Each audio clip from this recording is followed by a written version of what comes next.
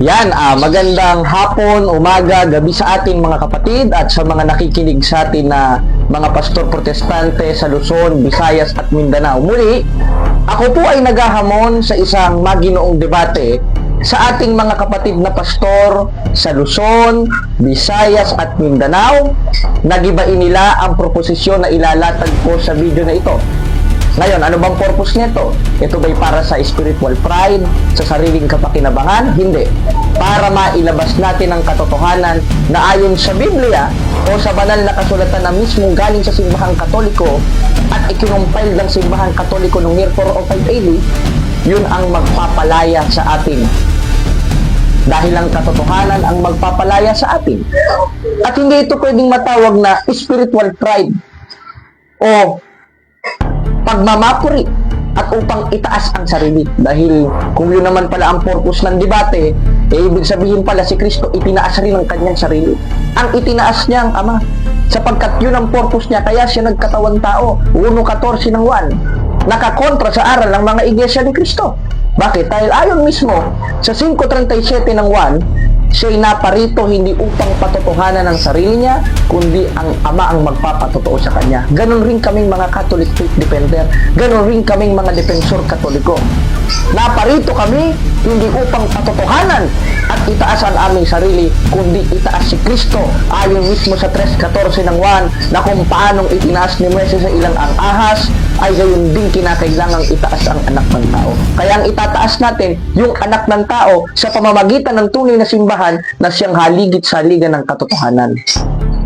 3:14 ng 1, 3:10 ng Efeso, 3:15 ng unang Timoteo. Kaya para hindi tayo magtagal, sa lahat ng mga pastor sa buong Pilipinas, malugod ko po kayong hinahamon ng debate. Kung talagang kaya niyong panindigan ang mga paratang ninyo sa simbahang Katoliko. Unang proposisyon, patutunayan ko na ang Iglesia Katolika, Apostolika Romana, ayon sa referensya, ay siyang Iglesia ng Diyos at Iglesia ni Kristo at itinayo ni Kristo sa 16:18 ng Mateo ayon sa Biblia. Pangalawang proposisyon, patutunayan ko na si Santa Mariang Birhen ay tunay, may tunay tunay na ina ng Diyos ayon sa Biblia. Pangatlo, patutunayan ko na ang rebulto ng mga santo ng simbahang Katoliko ay hindi Diyos-Diyosan ayon sa Biblia. Pang-apat na proposisyon, patutunayan ko na ang banal na Eucharistia ay literal na katawan ng ating Panginoong Hesukristo ayon sa Biblia at referensya. Panglimang proposisyon, patutunayan ko na kasama ang relihiyon sa kaligtasan ayon sa Biblia. At kung gusto nyo, i-PM nyo ko mismo dito sa pinag-post natin ng video, kayo naman ang mag-present ng proposisyon. Kung yung hindi nyo kayang gibain ang proposisyon na inilatag ko ngayon. Kaya dyan sa mga pastor na panay paninira lang sa simbahang Katoliko, panay daldal lang sa makatipatayang pananampalataya ayon kay Santiago sa 2:26 ng Santiago at nilalabag yung utos ni Kristo sa 3:18 ng unang 1 na wag iibig ng salita ni nandilaman kundi ng gawat katotohanan.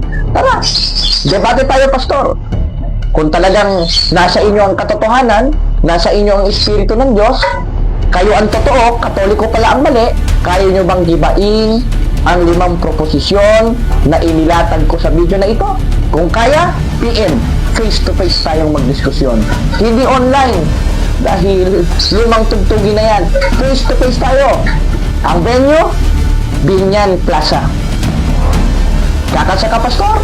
O kahit yung mga miyembro ni pastor, kung meron kayong mga apologetic group dyan, kakasa ba kayo? Kung ayaw nyo sa aking tema, total hindi nyo naman talaga magigiba, ano?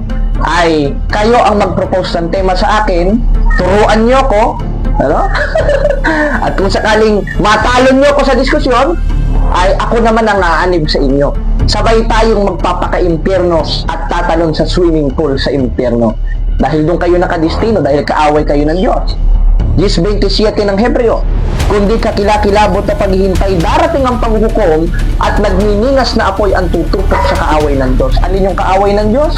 Yung tinitira, yung mistikal na katawan ng Diyos. Sa 1:18 ng Colosas, na ayon sa 9:31 ng Gawa, yun ang Iglesia Katolika Apostolika Romana. Sa original translation na ang term na ginamit, Chimen et Ecclesiam Catholicos.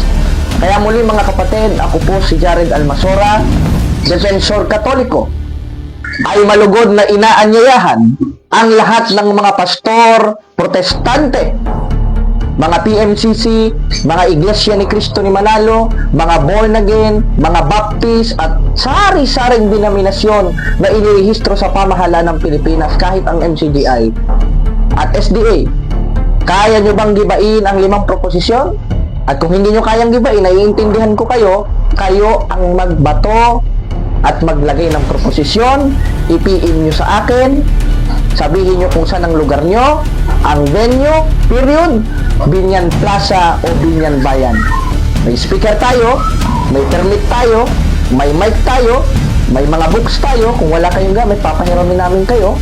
Matuloy lamang ang debate para mailabas natin ang katotohanan sa mga tao kung sino ba talaga ang nagsasabi ng totoo. Total, sinasabihan niya sa demonyong Iglesia Katolika, ang Babylonia yun ang Iglesia Katolika, ang Antikristo Iglesia Katolika. Patunayan niyo sa isang debate. Kakasa ka? Kung kakasa ka, mag-message ka sa akin.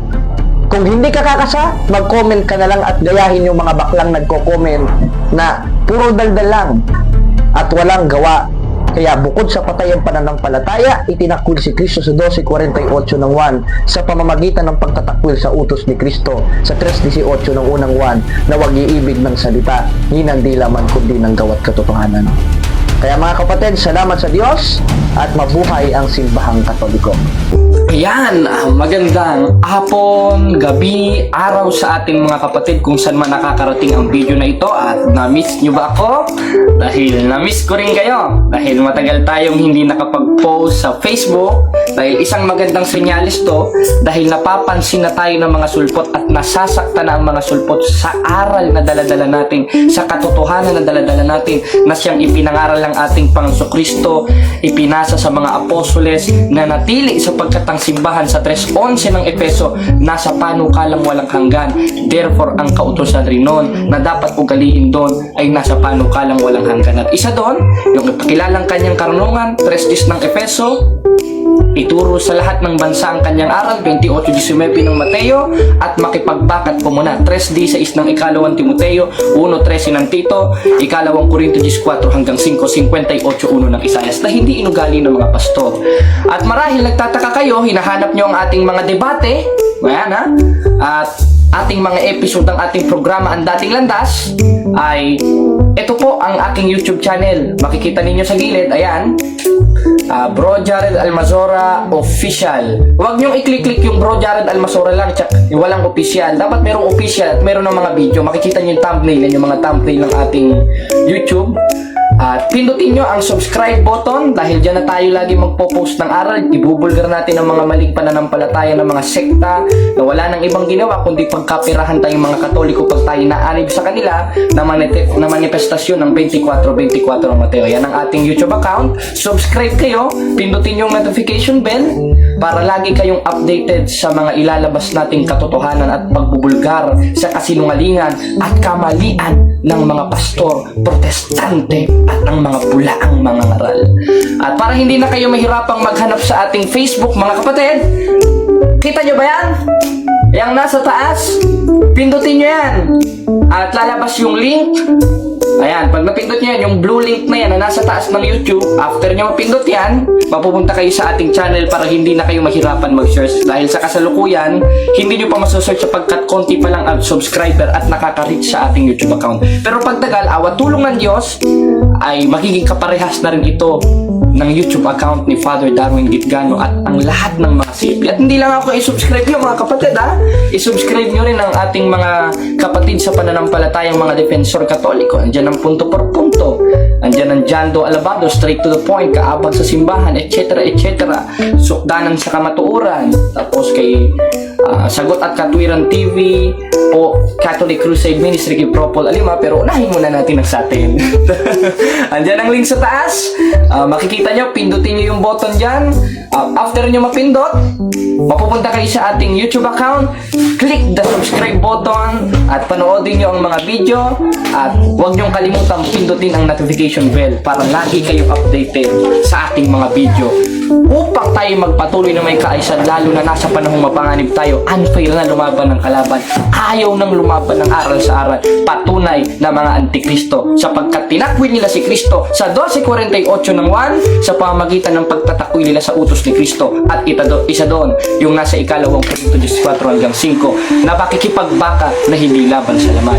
Kaya hanggang dito na lang ulit mga kapatid, mag-update na lang tayo dito. I-follow nyo rin ang ating page at after nyo ma-follow, subscribe talaga. Kaya hanggang dito na lang. Salamat sa Diyos. Tatak CFD o Tatak Maria CFD with a humble heart. Salamat sa Diyos mga kapatid.